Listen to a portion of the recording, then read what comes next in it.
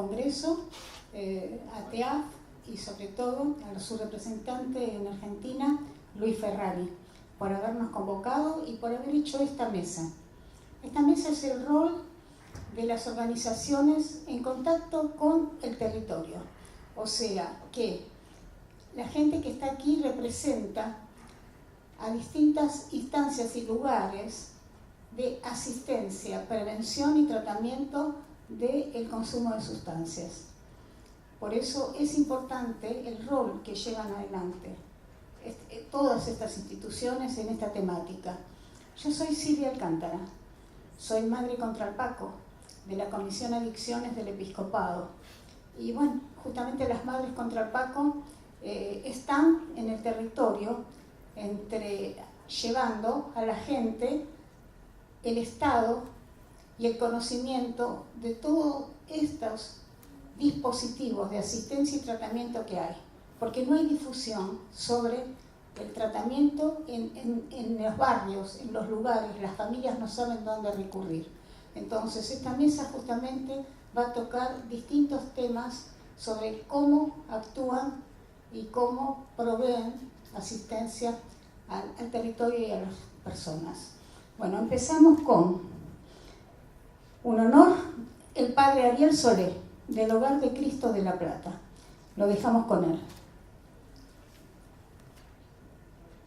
Bueno, gracias. Es una institución creada de las necesidades que surgieron en los barrios y actualmente desarrollamos dos programas. Uno para asistencia, prevención y rehabilitación de personas en situación de consumo que se encuentran indomiciliados, o sea, en la calle. Y otro, que es al que me quiero referir un poco hoy, sobre las personas que realizan un arresto alternativo a la prisión en comunidades terapéuticas.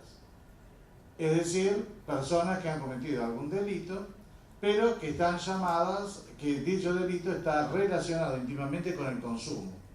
Entonces, se considera que rehabilitándose de la droga a la vez cumple la decisión judicial y también supera las conductas delictivas.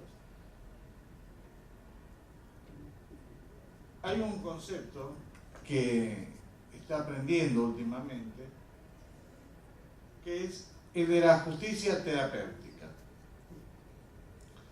Como un popper de esta referencia es Wessler. Wessler define la justicia terapéutica como el traslado del rol de la ley como agente terapéutico. Es un tema eminentemente judicial. Esto no es difícil de comprender. Si hablamos en términos generales, podemos decir que para el delito común hay derecho civil, penal, procesal, etc. Para las personas que tienen alguna dificultad mental, hay una inimputabilidad y hay un sistema especial de tratamiento. Pero el adicto no es ni lo uno ni lo otro y ronda en los dos, en los problemas de salud y en el delito. La justicia terapéutica, desde Wessler y sus colaboradores, tratan de hacer que la justicia tenga también un rol terapéutico en la salud. Nosotros tenemos 15 personas en este momento con esta experiencia, ya la llevamos desde hace muchos años, y llamamos a nuestro programa como la contracara de la justicia terapéutica. Esto es la terapia educativa jurídica. El fundamento es el siguiente: hacer de la situación jurídica una situación de aprendizaje, tomarlo como una herramienta para adquirir nuevos aprendizajes. Si yo hablo, por ejemplo, de quinoterapia, estoy hablando de usar como herramienta el caballo. Si hablo de ludoterapia, el juego, musicoterapia, la música. Nuestra herramienta de trabajo es lo que en ese momento afecta a la persona, que es su situación jurídica. Y la invitación es a tomar este hecho para transformarlo en una situación de aprendizaje y superación. Actualmente las personas que transitan el arresto domiciliario están en dos modalidades: con arresto domiciliario o bien con morigeración de pena si es que aún no han tenido sentencia. Quiero tocar un solo tema, y muy breve, respecto al abordaje que se puede hacer a las adicciones en todos los contextos, pero que nosotros practicamos en este, ¿no?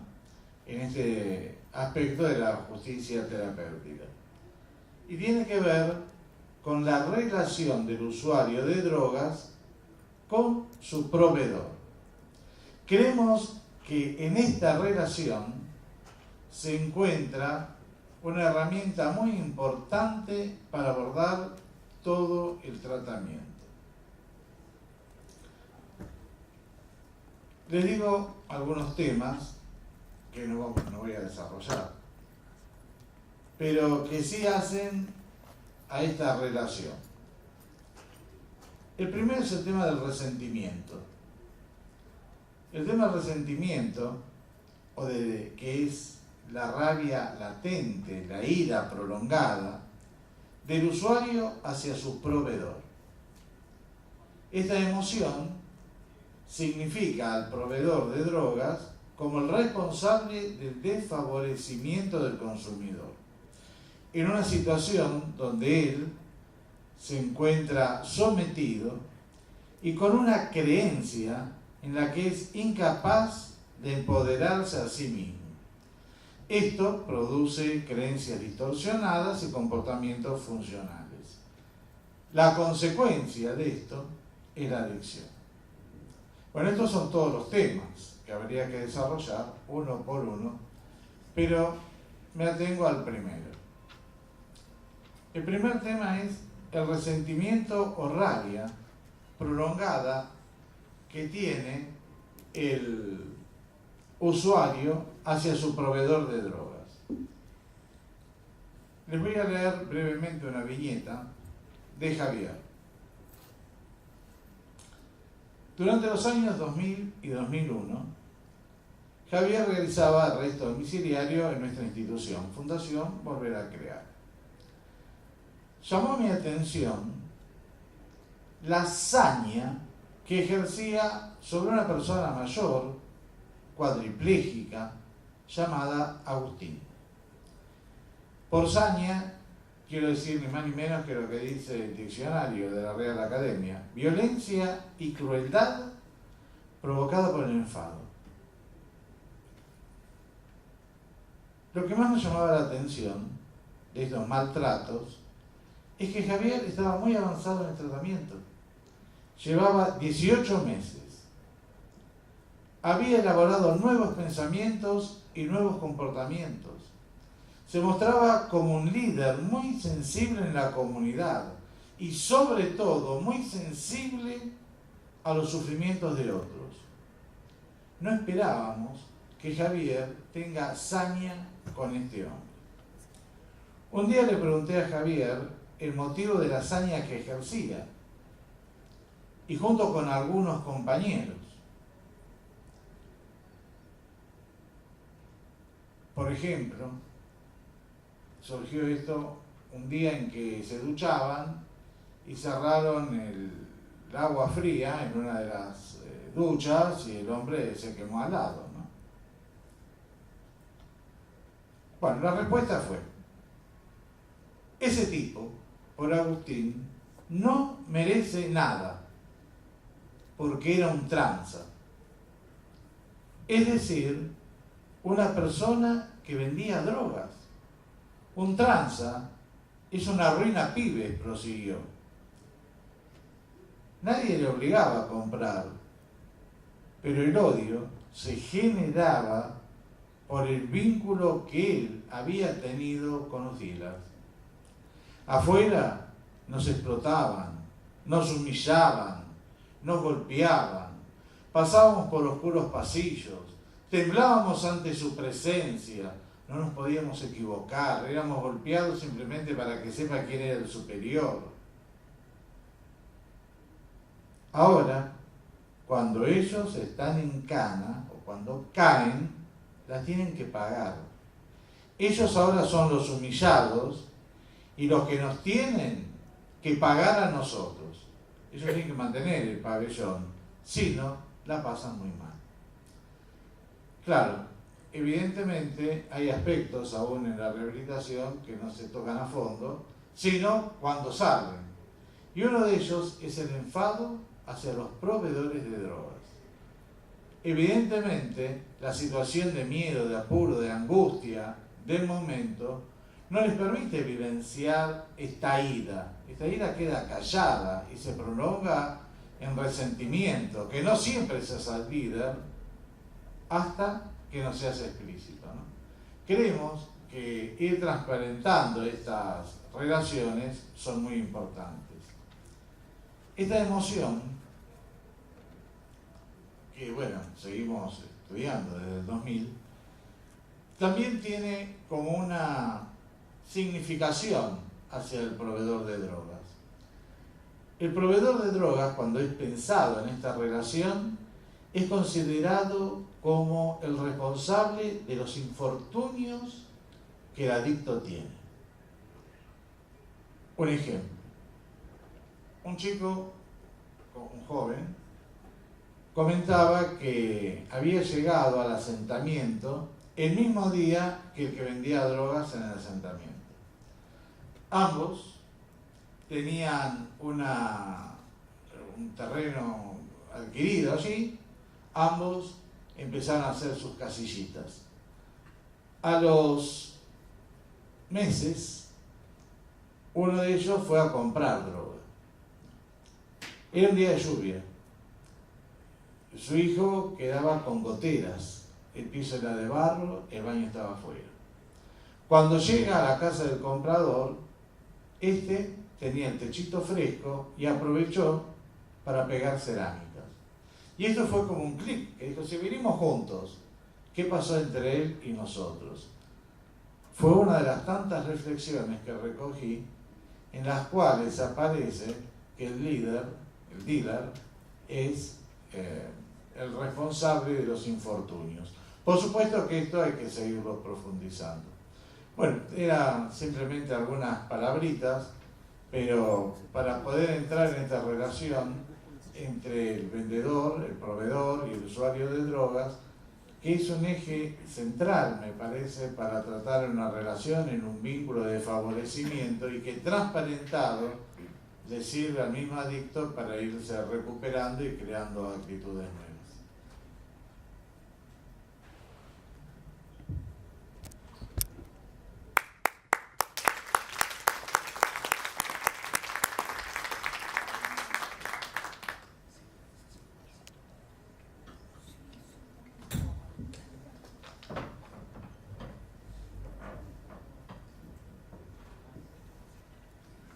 Gracias, Padre Solé. Realmente es un enfoque y muy importante que no se habla muchas veces. Concurro a la cárcel de menores en la zona de Lomas de Zamora. 98-99% de los chicos con estudios secundarios comenzaron a delinquir después que el consumo. Y realmente es todo una gran cantidad de jóvenes nuestros, de nuestra patria, y que no se enfoca la temática y la problemática que causa en ellos, no solo el líder que donde ellos compran, sino el consumo dentro de la cárcel misma y aún de menores. Cómo se presiona a los padres y a la familia para que puedan dar dinero para ellos darle a sus profesores y que les sigan dando consumo, ¿no? Dentro de la cárcel misma y siendo menores. O sea que realmente es un problema profundo, muy grave y muy valiente en tocarlo. Gracias. Bueno, ahora tengo el gusto de presentar a Jorge Ruiz. Él es presidente de AEA, la Asociación Argentina de Especialistas en Adicciones. Hoy va a tocar un tema que es prevención y reducción de la demanda. ¿Cuánto tiempo? Gracias, Silvia. ¿Cuánto tiempo tenemos? 10 minutos. ¿10? Sí, yo te aviso. Dale. Bueno, buenas tardes. ¿Cómo les va? Quería saber cuántos son argentinos ¿Y cuántos son extranjeros? Como para saber el público. ¿Cuántos son argentinos? ¿Y de otros países? ¿De dónde más o menos? Bolivia. Bolivia. ¿Chile? ¿Uruguay? ¿Por ahí? Bien, entonces tenemos hermanos latinoamericanos. Allá me parece... Bélgica. Bueno, gusto hermanos que estén compartiendo este momento. Bueno, Silvia ha tenido la deferencia de invitarme, así que estoy muy agradecido, Silvia, también a los organizadores y esta asociación que estoy representando en este momento, que es AEA, Asociación Argentina de Especialistas en Adicciones. Es una asociación muy nuevita, tenemos 4 o 5 meses de creación, pero quienes la estamos integrando tenemos varias décadas en el trabajo, tanto en rehabilitación como en prevención y en algunos casos en investigación de drogas. Esta asociación tuvo 3 o 4 objetivos cuando la creamos. Se los voy a leer como para que sepan de qué se trata, y todos los que tengan ganas de sumarse pueden entrar a nuestra página web, Asociación Argentina de Especialistas en Adicciones, y se pueden asociar en forma gratuita. 4 o 5 puntos les decía que hizo que nos nucleáramos en esta asociación. Primer punto, defensa del modelo de comunidad terapéutica. ¿Cuántos conocen a qué se refiere cuando nos referimos a comunidad terapéutica? ¿No conocen mucho el modelo de comunidad terapéutica? Bien. Revisión de la ley de salud mental. Revisión de la ley de salud mental. Hoy estamos teniendo en Argentina una ley que de alguna manera es muy buena para algún aspecto, pero no es muy buena para todo lo que tiene que ver con la temática de adicción. Entonces queremos y estamos pidiéndole al Estado que haga una revisión. Después, si tenemos tiempo, hablaremos un poquito de eso. Tercer punto, desacuerdo con la despenalización de las drogas. Hay una tendencia de un sector de la sociedad o de algunos que impulsan. Nosotros estamos en desacuerdo con la despenalización del consumo de drogas. Como cuarto punto, políticas públicas basadas en la reducción de la demanda. Ahora Cedronar tiene un programa. Cedronar es la Secretaría de Drogas de la Nación, que tiene un programa que se llama Políticas Públicas de Reducción de la Demanda 2016-2020, lo cual aplaudimos de alguna manera. Y optimización de los recursos asistenciales. Digamos, estos son los 5 puntos por los cuales nosotros nos nucleamos y estamos tratando de sumar más voces y poder influir e incidir en algunas decisiones de legisladores, de algunos funcionarios públicos. Cuando yo pregunté el modelo de comunidad terapéutica, me interesa explicar, porque acá tenemos 2 compañeros, Ariel Solé y Pozo del Palomar, Lucas. Bueno, saludos a Gladys. Ellos son, de alguna manera, representantes de 2 instituciones que la modalidad es comunidad terapéutica. Y muchas veces en la Argentina, para los que están en el rubro, digamos, de las adicciones, se menciona la palabra comunidad terapéutica y muchas veces no se entiende bien a qué nos estamos refiriendo. Entonces nosotros en Argentina tenemos una historia, y el mundo tiene una historia de centros de tratamiento, porque acá hablamos del rol de las instituciones privadas y públicas en la atención de adictos. Y la comunidad terapéutica, el modelo de comunidad terapéutica fue pionero en el mundo.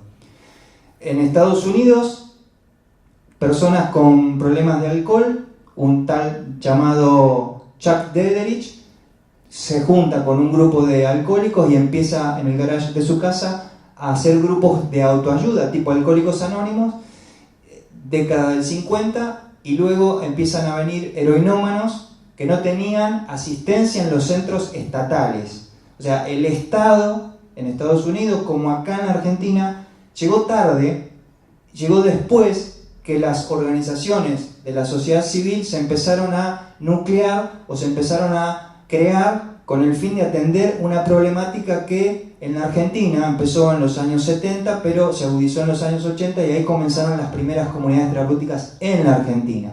Por eso a veces algunos hablan livianamente de que las comunidades terapéuticas son más o menos centros encubiertos de detención, y nada tiene que ver con eso. La comunidad terapéutica es abierta. Hay algún modelo en la Argentina de comunidades terapéuticas cerradas para casos muy puntuales. Pero se está queriendo influir en muchos, insisto, decisores y muchos funcionarios y mucha opinión pública que la comunidad terapéutica es más o menos una cárcel encubierta. Entonces les decía, en Estados Unidos nace a través de una persona que se pone a trabajar con exalcohólicos y con heroinómanos. Crea una comunidad terapéutica, fue la primera comunidad terapéutica en el mundo, se llamó Synanon. A partir de ahí, otras personas, en este caso un monseñor O'Brien, acá tenemos muchas personas que trabajan desde las religiones se han encargado de atender la demanda a personas con problemas de drogas. Entonces, personas de Estados Unidos crean la comunidad terapéutica de Dayton. Y aquí en Argentina, en los años 80, cuando no sabíamos para dónde disparar, para dónde salir, qué modelo utilizar, de alguna manera tomamos algunos modelos, el americano y el italiano, otra comunidad terapéutica muy grande que se llamó Chase, que estableció el proyecto UOMO, Programa Hombre, y de ahí empezamos a brevar en la Argentina a mediados de los años 80. O sea, en la Argentina la comunidad terapéutica tiene más de 30 años de trabajo ininterrumpido. ¿Cuándo llega el Estado en la Argentina? ¿Cuándo llega el Estado? Estoy hablando mediados del 80, ya empezábamos a abrir comunidades terapéuticas. El padre Soler recién habló de más de 30 años de trabajo. Y sin embargo todavía las comunidades terapéuticas tienen que seguir explicando lo que hacen. Porque hay algunos que dicen, a los chicos se los interna contra su voluntad, están internados, están encarcelados. Y yo de alguna manera quiero, hoy, este rato que tengo, desmitificar un poco esta visión que se tiene acerca del modelo de comunidad terapéutica. Entonces les decía, en los años 80 se crean varias comunidades terapéuticas históricas en la Argentina, y cuando llega el Estado, a partir de los años 90, que se crea la CEDRONAR, año 90-91 se crea la CEDRONAR, que es la Secretaría de Políticas de Drogas de la Argentina, y ahí son convocadas estas comunidades terapéuticas que estaban dispersas por el país para establecer un convenio de becas que sigue hasta el día de hoy, donde las comunidades pueden recibir un pago por las personas que atienden derivadas por esta Secretaría de Drogas. Estamos hablando de políticas públicas y políticas privadas, o sea, las personas que en su momento se empezaron a dedicar y a atender a los adictos, en su momento en los años 80 no tenían quien les financie estos centros de tratamiento. Recién el Estado llega en el año 90. Instituciones privadas, y básicamente el modelo de comunidad terapéutica viene respondiendo y viene atendiendo a miles de personas que padecen el problema del consumo de drogas. Y para terminar, quería decir que estamos ante una ley, que es la Ley de Salud Mental, que de alguna manera está impidiendo y está obstaculizando que las personas lleguen a los tratamientos. No sé a quién se le ocurrió, no sé quiénes fueron los cráneos, es más, sé quién es el que elaboró la Ley de Salud Mental, está cómodamente sentado en un sillón en Santa Cruz como jefe de gabinete del gobierno de Tierra del Fuego, estableció esta ley sin preguntarle a los familiares de las personas con problemas de drogas, sin preguntarle a las personas que trabajan en drogas hace más de 30 años. O sea, hicieron una ley pensando en que si una persona es internada involuntariamente, estamos atentando contra sus libertades individuales. Las adicciones, como cualquier patología, tienen que ser diagnosticada, y en un diagnóstico se establecerá qué tipo de terapéutica lleva. Ambulatorio, consultorios externos, hospital de día, internación. Cuando un equipo terapéutico diagnostica una internación, en una época era mucho más fácil internar. Hoy esta ley de salud mental hace que tengan que ir 2 firmas de 2 profesionales, que a la persona se le diga, mirá que si vos estás internado contra tu voluntad te podés ir. Es desconocer la problemática de las adicciones.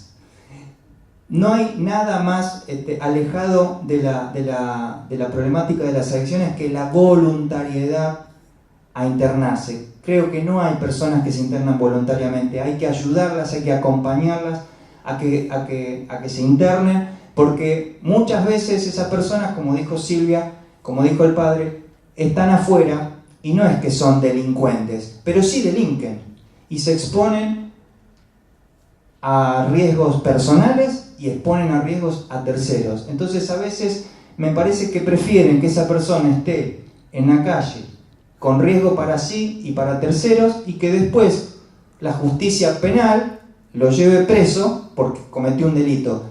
¿Por qué no ayudamos a que esa persona llegue antes a tratamiento y nos vamos a evitar que los adictos terminen en una cárcel como está pasando hoy?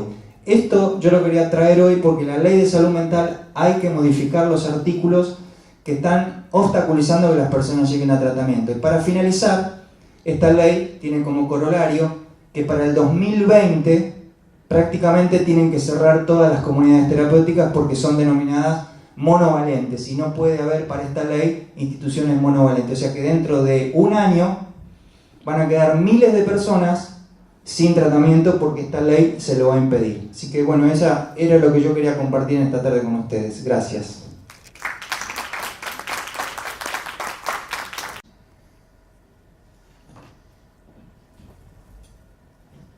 Bueno, ¿qué tal? Buenas tardes. Gracias a todos por venir. Bueno, mi experiencia va a ser muy diferente a lo que presenta el resto de la mesa y creo que eso es lo interesante. Yo soy médica psiquiatra, primero fui emergentóloga, después hice la parte de psiquiatría y me dediqué 17 años a trabajar con pacientes en agudo, directamente dentro del ámbito recreativo nocturno. Por eso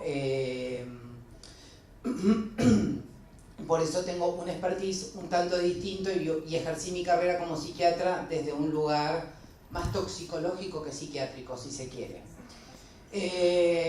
Por lo tanto, ya son 20 años dentro del campo de las adicciones y tengo dos líneas fundamentales de trabajo e investigación.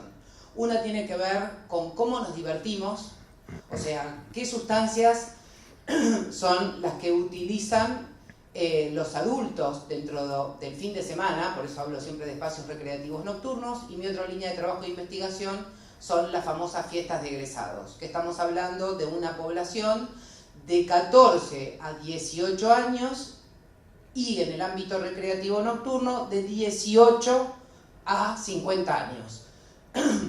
Entonces, en todos estos años puedo decir que desde los 14 hasta los 50 tengo una linda franja para ir viendo qué pasó en el país, cómo nos divertíamos antes, cómo fueron llegando las sustancias, qué cambios hubieron, qué pasaron con los hombres, qué pasó con las mujeres, bueno, qué pasó con la llegada de Internet, porque hace 20 años atrás, que todavía recién empezábamos con Internet, digo que como médicos teníamos la oportunidad y la posibilidad, con 2-3 años de diferencia con Europa, de poder leer las sustancias. Entonces uno las estudiaba y después un día te llegaba el paciente con consumo de tal o cual droga y más o menos uno podía unir y atender a la persona y saber de lo que estábamos hablando. Hoy, por la velocidad que se vive y justamente Internet, esto es imposible. Cuando atendemos en el agudo ni siquiera sabemos lo que estamos atendiendo. Entonces, siempre decimos con mi profesor, el doctor Calina, que el narcocomercio está a 4 pasos delante nuestro. Así que esto es un gran cambio del consumo de ese antes a este después. En aquel momento, cuando yo arranco en el ambiente nocturno hace 20 años atrás, generalmente eran los clásicos, cocaína, marihuana y alcohol, lo que uno veía, digo, el clásico River Boca. Después empezaron a aparecer cada vez más, llega el éxtasis a la Argentina, al principio, no me olvido más, eran fiestas con 200 personas, solamente los que consumían éxtasis era en un lugar muy puntual, 200 personas. La sustancia se propagó, la noche fue avanzando porque solamente teníamos bailes de viernes y de sábado, pero nos llegó la tendencia europea, como la ruta del bacalao en Ibiza, de las Islas Baleares. Eso se instala como tendencia en el hábito nocturno y hoy por hoy en Buenos Aires, capital federal, tenemos fiestas todos los días de la semana. De lunes a la noche a lunes media mañana que terminaría el último after. Digo que la noche se fue aumentando porque tenemos lo que todos conocemos, el tema de las previas. Se instalaron las previas, no solamente en el ámbito adulto, sino que se instalaron las previas en el ámbito de los adolescentes. Que digo, bueno, ya estamos por poco con las previas del cierre de séptimo grado. Entonces, esto es un cambio drástico que hemos tenido en los últimos años. Tenemos los after hours, que son los de lunes a viernes, donde la gente va a tomarse el 2x1 después de salir del trabajo. Tenemos los after después de la discoteca, que cierra la discoteca por ley a las 7 de la mañana, y los afters abren a partir de las 7:30 de la mañana, y algunos afters abren a partir de la 1 del mediodía. Todo esto va de la mano de policonsumo. La regla en el ámbito de la nocturnidad es el policonsumo de sustancias. Así que esto es como un gran cambio al cual estamos presenciando. Este policonsumo que utilizan los jóvenes hoy por hoy tiene que ver con toda una modalidad que, bueno, yo no traje hoy PowerPoint, pero que pongo el reloj de la noche, ¿no? ¿Cómo arranca la noche? ¿Cómo arranca un fin de semana? Arranca con consumo de alcohol, claramente hoy por hoy está siempre presente el cannabis, el ingreso a las discotecas es entre la 1 y las 2 de la mañana. Para ingresar a la discoteca se aseguran el consumo del primer éxtasis, no sea cosa que la seguridad se lo saque. Y después tenemos todo el resto de las sustancias que van a ir de 2 de la mañana a 4 o 5 de la mañana, porque los cuadros de emergencia los cuadros de sobredosis empiezan a partir de las 4 a.m. ¿Qué es lo que consumen? Bueno, tenemos todo el resto de las anfetaminas, tenemos los poppers, tenemos cristal, tenemos el GHB, y no solamente, y siempre todo esto va siempre de la mano del alcohol. Por eso ya acá estamos hablando de 5, 6, hasta 7 sustancias en una noche, policonsumo. Dentro de las sustancias ilícitas, que van de la mano de sustancias lícitas. Hace años atrás, lo único que llegaba a nuestras manos era, por los agentes de seguridad, que los chicos ya ingresaban a bailar con las benzodiazepinas, para los que conocen alprazolam y clonazepam. Eso para finalizar la noche, ¿no? Que les deje un poco las neuronas acomodadas como para irse a dormir o poder seguir con el asado del domingo. Fueron pasando los años y justamente como toda la información está en la web y está en internet, ya se conocen todas los vericuetos de cómo consumir y mejorar, digamos, su consumo y disminuir los síntomas. Pasaron los años y empezaron a aparecer en el ambiente nocturno los antidepresivos, IRS, los inhibidores de la recaptación de serotonina. ¿Por qué? Porque se avivaron que el éxtasis les daba mucha depresión para el resto de la semana. Entonces, tomándose el antidepresivo previo a ir al baile, se aseguraban tener una dosis más alta en su cerebro de serotonina y no depresionar y caer y no servir durante la semana.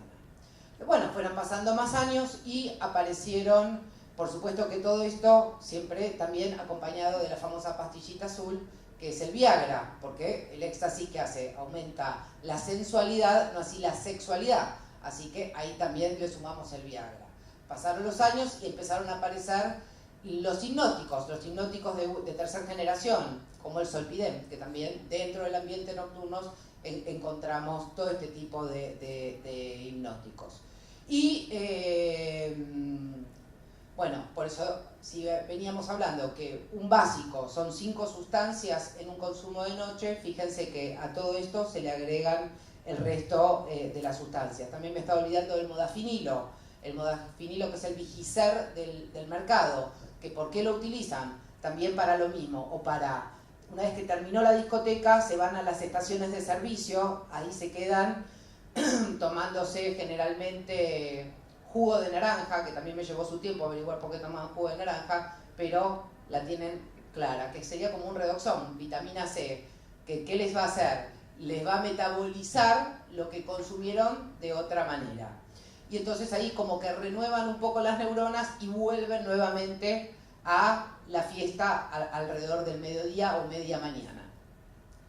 Con el Vigiser no se duermen y tiran mucho más sin volver a consumir cocaína o algún resto de sustancia hasta volver al próximo ambiente recreativo. Y bueno, y así vamos. Claramente por eso digo, todo esto está en internet, las rutas están en internet, los consumos y las páginas de usuarios fueron creciendo, unos le responden a otro, y creo que lo muy interesante de todo esto, por no decir también interesante y triste, es que a mí me gustan mucho las palabras y veo que una de las cosas que más buscan es la conexión con el otro. Detrás de la sustancia uno se diría, ¿por qué buscan esto? Para conectar con el otro, lo cual es una paradoja, porque estamos en un momento donde hay más celulares en el mundo que seres humanos. Entonces, acá se nos sobreagrega el tema de las adicciones, también que podríamos hablar de las tecnoadicciones, pero no es el punto de hoy. Pero justamente en un momento como tan particular, donde todos tenemos celular, donde cada vez se supondría que estamos cada vez más conectados, sin embargo, claramente por algo la depresión es, como dijo la OMS, es la enfermedad del siglo, se esperaba hace muchos años que iba a ser el HIV, no fue el HIV, es la depresión. Y hablando de algo muy particular en relación a este congreso, las NSPs, que son las nuevas sustancias psicoactivas, siempre tirano. Las NSP, cuando uno mira de todo lo que se decomisa y todo lo nuevo a nivel mundial, ¿dónde está el grosso de estas nuevas sustancias que hay en el mundo? Que en el último informe de 2017 ya había 800 nuevas NSP. El porcentaje mayor está puesto a las sustancias estimulantes. Obviamente, ¿por qué tantas drogas nuevas? Hay oferta y demanda. Y a mí me gusta pensar siempre qué hay detrás de eso como síntoma para que la gente y los jóvenes consuman lo que consumen. Pensando otra vez en la depresión, que la mayor cantidad de drogas nuevas que hay en el mundo tengan que ver con sustancias estimulantes, claramente nos habla de una sociedad que va hacia una depresión. Entonces, bueno, esto nos tendría que hacer un poco reflexionar y repensarnos desde otro lugar. Creo que vivimos en tiempos muy veloces, donde los desafíos son otros. Claramente la prevención, si queremos usar la prevención de hace 20 años atrás, no nos sirve. Todo va cambiando tanto momento a momento entre los millennials, los centennials y las tecnologías, que cuando uno hasta mira cómo se prepara una propaganda hoy, el otro día estaba explicando todo lo último de neuromarketing, lo que se esconde detrás de una propaganda de alcohol, el equipo de sofisticación que hay para hacer una etiqueta para vendernos un alcohol, ni se imagina, y no tengo tiempo ahora para poderlo explicar, pero digo, ni cerca estamos de tener un equipo de sofisticación con esa altura para trabajar sobre prevención. Entonces es lógico y muy triste que el narcocomercio nos lleve los pasos por delante que nos lleva. Pero bueno, de todas formas sigo pensando que cada uno desde nuestro lugar somos una celulita y podemos hacer el aporte. Gracias. Consume con agua, ¿no? Mezclar las dos cosas es muerte súbita. Sí, pero... Se supondría que sí. Lo que pasa es que con las diferentes generaciones y los modos, de hecho, una de las frases que recorre la noche es: de esto no se muere nadie. Entonces, eso es muy tremendo. Hasta mandan a hacer las remeras y flyers que tienen esta frase: de esto no se muere nadie, que por supuesto que se mueren, porque estamos hablando de policonsumo. Bueno, ahora tengo el gusto de presentar desde la provincia de Mendoza al señor Gustavo Quevedo. Él está trabajando en un hogar de Cristo, una facenda, y pertenece a la Pastoral de Adicciones del Episcopado Argentino. Buenas tardes, muchas gracias. Primero disculpen, llegué 15 minutos tarde, el G20 y los taxis no se están poniendo de acuerdo. Gracias Silvia. Un poco retomando la línea de lo que la mesa ha ido conversando, por ahí nosotros, cuando hablo de nosotros me refiero a Pastoral de Adicciones, las comunidades a las cuales represento, el Hogar de Cristo y Facenda de la Esperanza. Empezamos nuevamente revisando el concepto de adicciones y cuál fue el tratamiento que la sociedad tuvo de este concepto a lo largo del tiempo. Entonces, primero, el adicto era el loco, entonces tenía que estar en los neuropsiquiátricos, internado y lejos de la sociedad. El segundo concepto era que el adicto es el delincuente. ¿Qué hacemos con los delincuentes? Pues tienen que estar presos.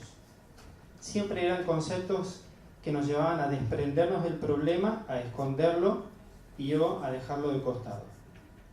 Estamos en una etapa en donde estamos queriéndonos hacer cargo del problema. ¿Cuál es el problema? Personas que tienen necesidades y que tienen incapacidades de poder vivir la vida sin estar acompañado de alguna sustancia que lo lleve a entender lo que a veces no tiene explicación, lo que lo lleve a sentirse mejor, lo que lo lleve a sentirse acompañado. Decía sustancias y también situaciones, verse apegado a situaciones que le permitan poder satisfacer su deseo de vivir y que no lo ha encontrado de la forma en la que nosotros habitualmente lo estamos haciendo. Nosotros de una manera habitual quizás. ¿De qué nos dedicamos en lo que es Pastoral de Adicciones, en Hogar de Cristo y en Facenda de la Esperanza? Decimos con los hermanos del Hogar de Cristo es abrazar al hermano como viene, lo primero y básico, elemental. Esta mesa tenía que ver qué hacemos con las situaciones en cuanto nos llegan y cómo nos llegan. El adicto, por supuesto, no es el que viene siempre bien presentadito y vestidito diciendo: acá yo adicto me quiero recuperar porque encontré que ustedes tienen la razón. Normalmente no es eso. Entonces va a ser abrazarlo tal y como llega, primero. Y luego ver de qué manera podemos acompañar ese proceso. Nosotros acompañamos procesos. Nosotros no recuperamos adictos. Nosotros acompañamos un proceso en donde el adicto, el recuperando, como le decimos en Facenda, va a hacer un trabajo interno que le va a permitir encontrar aquellas fortalezas que él tenía y que estaban escondidas, que le va a ayudar a descubrir cuáles son los problemas que está teniendo en su vida, que va a entender de qué manera con esos recursos que hay disponibles en él y en la sociedad puede llegar a afrontar esos problemas. Suena sencillísimo, muy básico, muy elemental, y es lo más difícil que hay en la vida. Y si no, cada uno explórese cómo hace para vivir en el día a día. ¿Qué hacemos en Facenda de la Esperanza? Esta es una comunidad que nació hace unos 35 años en Brasil. Si bien es cierto que tiene un origen de un franciscano junto con un laico, está orientada a la recuperación de adictos y de personas con problemáticas similares de cualquier tipo, sin importar, por supuesto, ni el color, ni la raza, ni la religión. De ahí que nosotros podemos trabajar con adictos de muy diferentes religiones. Judíos, por ejemplo, una mamá judía una vez me dijo: no me lo vayan a convertir en católico. Ese era su principal problema. Por supuesto que el chico, gracias a Dios, no se convirtió en católico, pues si no, yo no estaría acá. ¿Qué hacemos en estas comunidades terapéuticas? Lo recibimos como viene y empezamos un proceso. ¿De qué manera es este proceso? Por ejemplo, en Facenda. Tiene 3 ejes. Facenda es una comunidad que quizás alguno lo escuchó, está en más de 10 países, en Argentina. Lamentablemente, por decir lamentablemente, tenemos más de 10 casas con una progresión geométrica abismal por la necesidad que hay y por los vacíos que el Estado ha ido dejando, y muchas instituciones también han ido dejando. Esto ha hecho que algunas crezcan a fuerza de necesidad. El adicto llega y tiene 3 ejes de trabajo en su día a día. Uno es comunidad, tiene que aprender a convivir con sus pares y con gente también muy diferente. No es fácil, en un adicto no es sencillo. El segundo es trabajo. Son comunidades que, si bien es cierto que no son 100% autosustentables, todas tienen diferentes tipos de oficios en el mismo lugar. Pueden hacer artesanías, van a hacer de comida, además de que, por supuesto, son ellos los que mantienen la casa y los que la limpian. Pero hay diferentes comunidades que tienen la posibilidad de aprender oficios que después le pueden llegar a dar una salida laboral. Y el tercero es espiritualidad. Y acá muchos dicen: mira que yo no voy a ir a rezar. Bueno, no recé si no querés ir. Mira que yo estoy peleado con Dios. Buenísimo, Dios con vos no se peleó, así que quédate bien, está todo tranquilo. ¿Qué hacen en el momento de espiritualidad? Y hay momentos de oración, en primer lugar. Quien quiere rezar, reza. Quien no quiere rezar, simplemente se siente en el lugar donde están rezando y no reza. Nadie le obliga a nada. Y esto alineado con lo que el compañero decía, las comunidades terapéuticas hoy por hoy son de adhesión voluntaria. Nadie se escapa porque en realidad nadie está encerrado. Simplemente manifiesta que se quiere ir de manera insistente y se lo manda a su casa nuevamente. No existe la posibilidad de que sean retenidos contra su voluntad, al menos en las que nosotros conocemos. Luego el adicto, con este tiempo de espiritualidad, lo que va a hacer es una exploración de su vida interior y va a empezar a encaminarse. ¿Ayudado por quién? En el caso de Facenda, no así de otras instituciones, no tenemos la asistencia de profesionales de la salud dentro de la institución. La parte que nos juega en contra es que por ello Cedronab no nos reconoce, no somos meritorios de ningún tipo de subsidio ni acompañamiento del Estado porque no tenemos una dirección médica. Si bien es cierto que nosotros dentro de Facenda entendemos y sabemos que hay problemática que tiene que ser resuelta con profesionales de la salud. Eso se hace posterior al periodo de internación. En ese momento, en ese tiempo que el adicto va a estar en ese camino de reencontrarse con él mismo y con su propia vida, va a estar acompañado por adictos recuperados. Ninguno de todos los proyectos que había en el Congreso, que eran 13, merece ni siquiera el respeto, porque no tienen un fundamento científico. Si ustedes viesen las diferentes bibliografías de las que se sustentan, causan un poquitito de vergüenza, porque no deberían de tener esa entidad un proyecto legislativo. Pero bueno, no creemos que sea la resolución a una problemática que nos supera ampliamente. Les agradecemos y muy amables.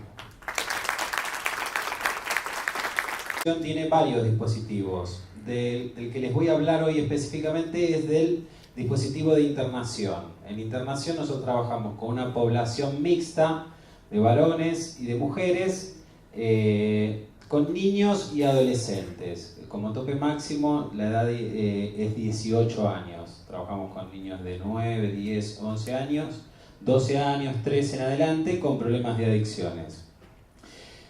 Vengo en representación también de FONGA, que es la federación que nuclea a todas las comunidades terapéuticas y distintos dispositivos en todo el país. Es una federación bien federal, tenemos instituciones en Tierra del Fuego hasta en La Quiaca.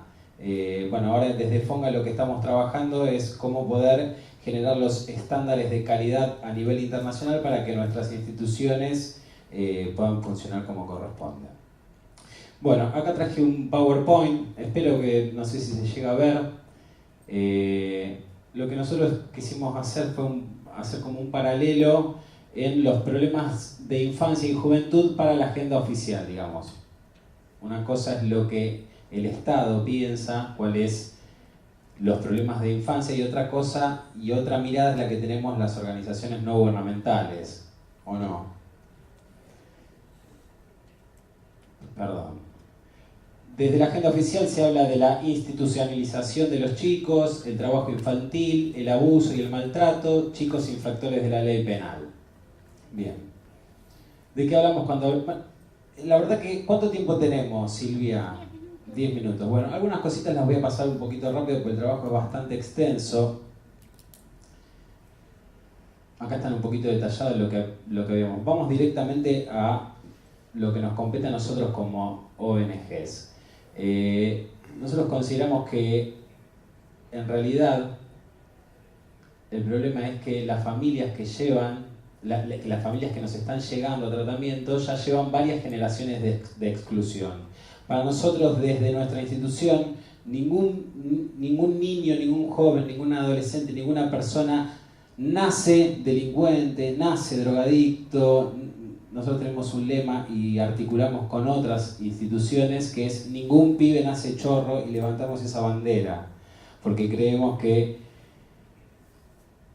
a esa persona le fueron sucediendo ciertas cuestiones en su vida que concluya en estas actitudes.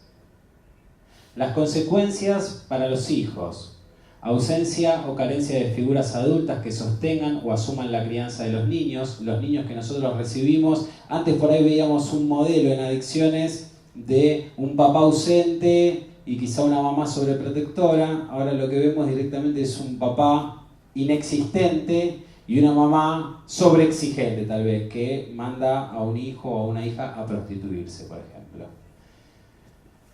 Con condiciones de sobrevida que no garantizan los insumos básicos para sostener la crianza.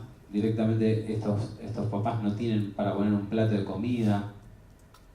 Falta de acceso a la salud o a la educación que necesitan. Muchos de los chicos que a nosotros nos llegan, teniendo 11, 12 años, ya tienen su cuestión odontológica muy mal. Eso es como un detalle. Hemos recibido chicos con sarna directamente que vienen de situación de calle y ahí ya se puede ver el agujero negro que hay. Y un futuro sin perspectiva y vivir el presente. Cuando uno le pregunta a algún niño o algún adolescente que tenemos en la institución, bueno, ¿cómo te imaginas dentro de 5 años? No puede ver nada. Bien. Después también estuvimos analizando los mecanismos de control social, las cárceles a cielo abierto, gatillo fácil, la adopción, los niños y jóvenes como sujeto de consumo. Bueno, de esto podemos estar hablando un rato largo también. Esto lo vamos a pasar. Bueno, nosotros las cárceles a cielo abierto le llamamos a los asentamientos, a las villas, que son chicos que están presos de los entramados de alrededor de la droga y el delito. Chicos y víctimas de redes de trata y prostitución. Chicos que crecen mutilados por la desnutrición y la falta de estímulos. Faltos de esperanza de un futuro distinto que el barrio le muestra. Estos son los chicos que en algún momento cruzan el cerco y tenemos la bendición de poder atenderlos. Bien, gatillo fácil. La policía asesina a un pibe, nosotros le decimos pibe a los niños, cada 28 horas. Seguramente este detalle no lo saben. Cada 28 horas en la República Argentina la policía asesina a un niño menor de edad. Es espeluznante. Bueno, algunas certezas tenemos.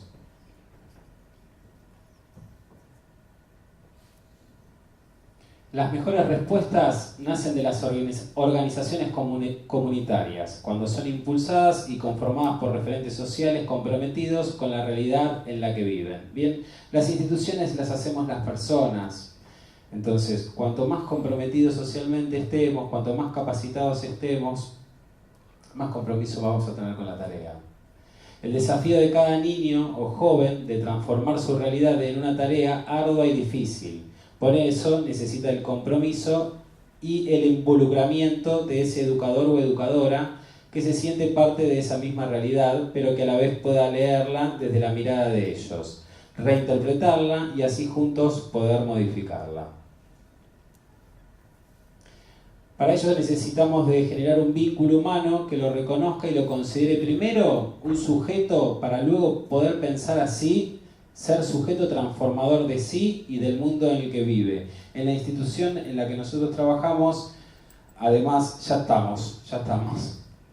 Me voy a poner en modo acelerador.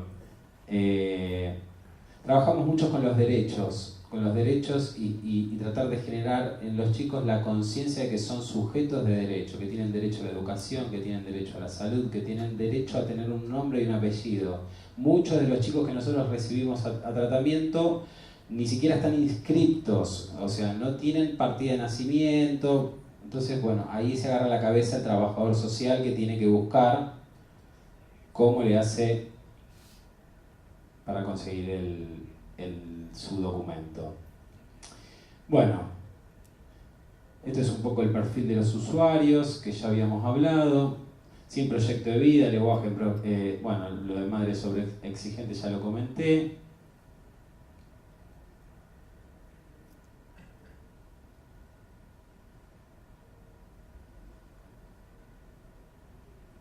Cómo llegan los chicos con angustia, desconfianza, desafiantes, temerosos, con deterioro físico, deterioro emocional, con violencia. ¿Qué necesitamos hacer? Y ya con esto cerramos. Empoderarnos del ser niño o adolescente. alejamiento del contexto de consumo, garantizar el derecho a la educación formal, formación laboral, construcción de ciudadanía, priorizar la salud ante las cuestiones penales o civiles, promover la participación familiar en el tratamiento. Priorizar la salud ante las cuestiones penales o civiles tiene que ver con que nosotros tenemos menores de edad que están en conflicto con la ley también. Bueno, nuestro trabajo es hacerle entender al juez que para nosotros es más importante que el chico se ponga bien antes que la causa X que él tenga en ese momento. Bien. Bueno. La idea es que cuando un chico ingresa en la institución se sienta querido, que lo podamos abrazar, se sienta contenido. Los chicos suelen venir con altos niveles de violencia, entonces nosotros lo que le exigimos es lo básico, que se bañe, que coma, poder tratar de generar ese vínculo para después poder lograr realizar un tratamiento terapéutico, donde es muy importante, por lo menos para nosotros, trabajar desde un equipo transdisciplinario donde varias disciplinas se vayan cruzando. Desde la medicina clínica, psiquiatría, trabajo social, el rol del operador terapéutico es muy importante. Así que bueno, me gustaría poder seguir ahondando un poquito más en el tema, pero bueno, debido a que estamos cortos de tiempo, muchas gracias y hasta la próxima.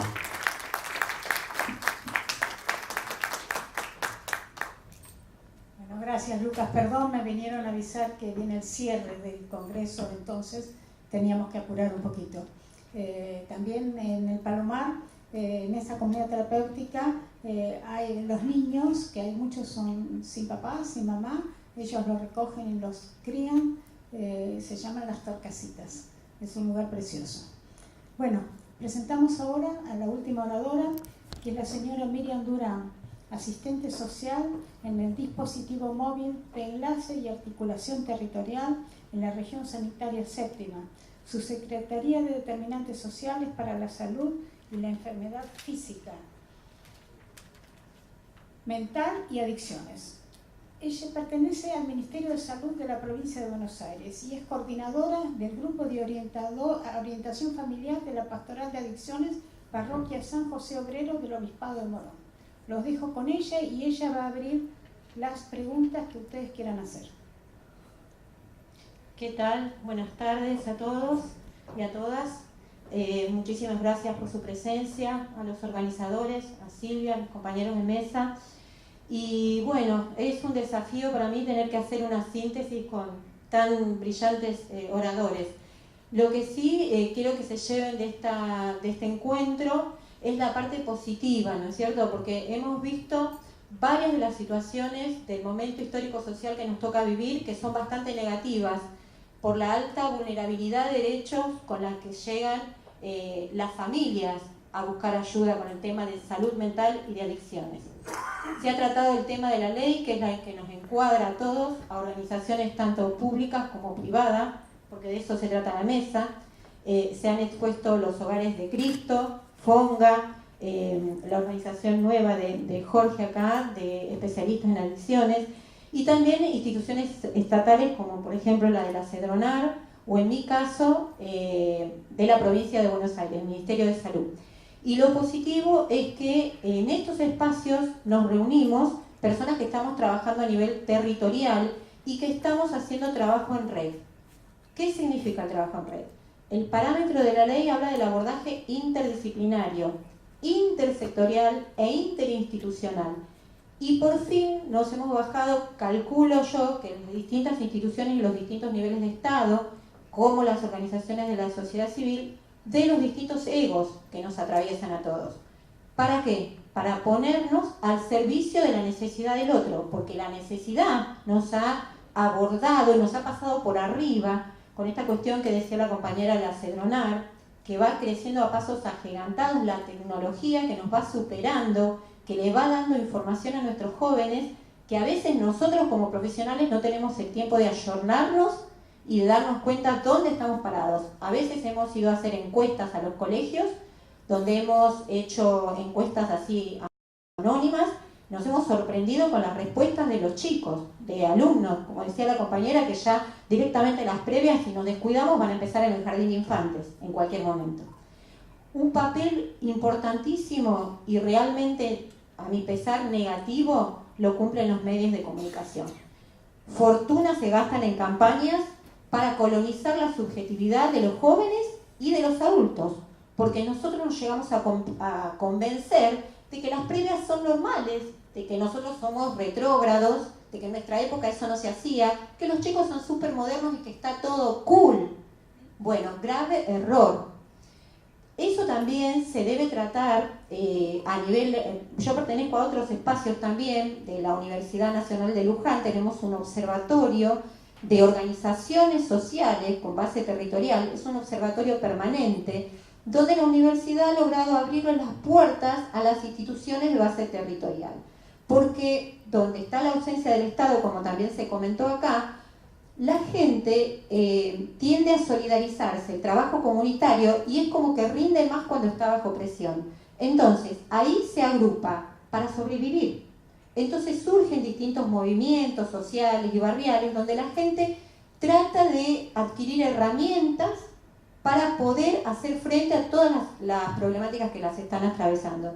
Y la que atraviesa todas las otras cuestiones de violencia de género, abuso sexual infantil, con jóvenes en conflicto con la ley, chicos abandonados en situación de calle, es la droga.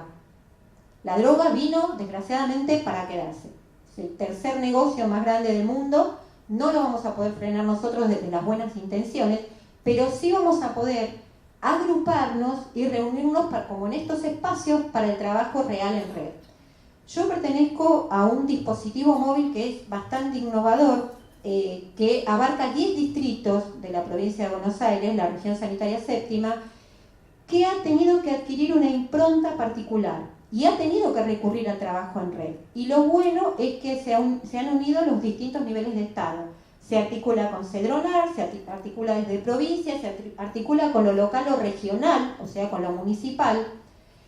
Vienen haciendo mesas de enlace, mesas de diálogo, mesas de consenso, donde se habla esto mismo que le estamos hablando a ustedes.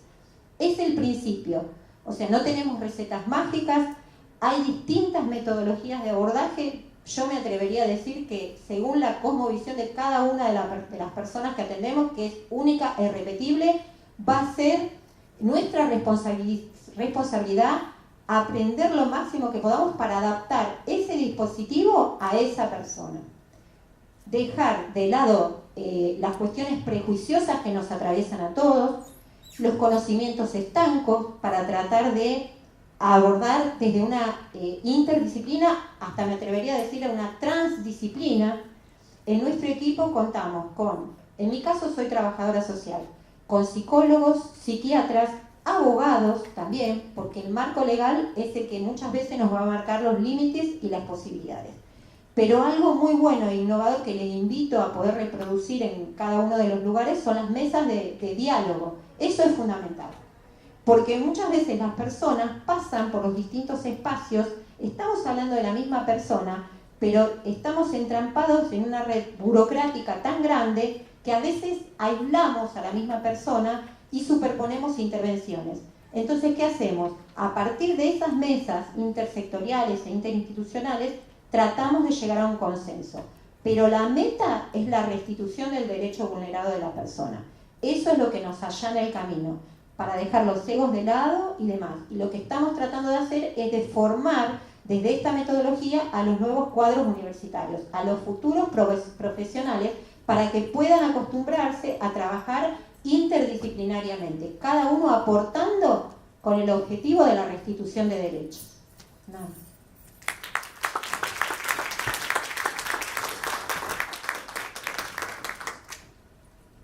Muchas gracias, Miriam. Gran trabajo el que estás haciendo en provincia. Ahora, ¿alguno quiere hacer alguna pregunta?